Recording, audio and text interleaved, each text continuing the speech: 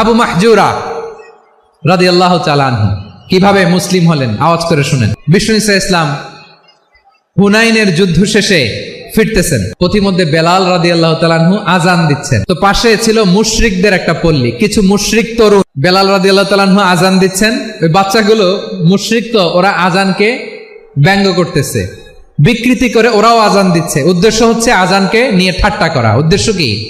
ঠাট্টা করা। বিশ্বনবী খেয়াল করলেন অমুসলিম কিশোরদের মধ্য থেকে একটা কিশোরের গলাটা বড় দরাজ গলা, কণ্ঠটা বড় সুন্দর। বিশ্বনবী সাহাবীদেরকে বললেন, ধরো এগুলারে, ধরো। সবগুলারে ধরে বিশ্বনবী সামনে আনা হলো, ওরা হাঁটু গেড়ে বসলো।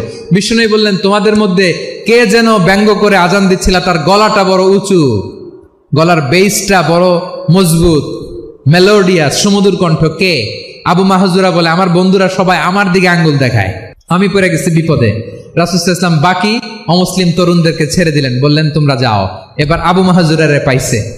আবু মাহজুরার চুলের মধ্যে হাত দিলেন বিশ্বনবী, মাথায় হাত দিয়ে বললেন, এবার আজান দাও দেখি।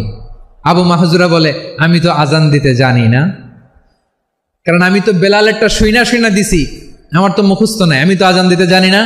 বিশ্বনবী বললেন, জানো না? তাহলে আসো আমি তোমারে শিখাই দেই। সুবহানাল্লাহ পড়েন। আবু মাহজুরা হাঁটু গেড়ে বসে বিশ্বনবীর মোবারক হাত আবু মাহজুরার চুলের মধ্যে। বিশ্বনবী আজানের মুআল্লিম আবু মাহজুরাকে বলতেছে, ঠিক আছে তোমারে শিখাই দিচ্ছি, আমি যা যা বলবো আমার সাথে সাথে বলো, পারবা? আবু মাহজুরা বলে, পারবো। বিশ্বনবী আজান দিচ্ছেন মাথায় হাত দিয়ে, বিশ্বনবী আজান শিখাচ্ছেন, একটা একটা বাক্য পড়ে আবু মাহজুরাও পড়ে, বিশ্বনবী পড়ে, আবু মাহজুরাও পড়ে।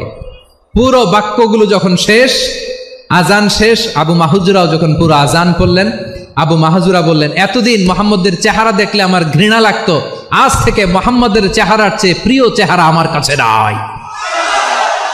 আবু মাহজুরা বললেন, ও মুহাম্মদ, আজানের বাক্য তো আপনি আমারে শেখালেন, এখানেই শেষ করবেন না, আপনি আমারে পড়ায় দেন, লা ইলাহা ইল্লাল্লাহু মুহাম্মাদুর রাসূলুল্লাহ সাল্লাল্লাহু আলাইহি ওয়াসাল্লাম।